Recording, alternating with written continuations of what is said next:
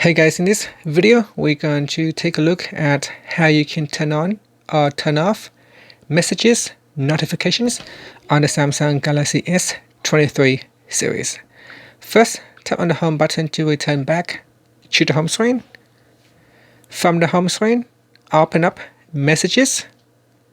In the messages list, tap on your profile icon in the search text box.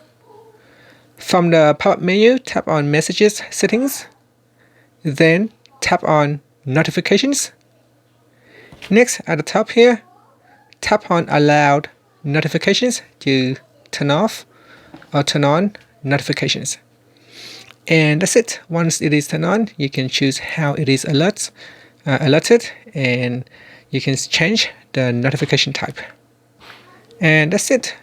Now you can tap on the back key to go back to your messages, or tap on the home button to go back to the home screen. Thank you for watching this video. Please subscribe to my channel for more videos.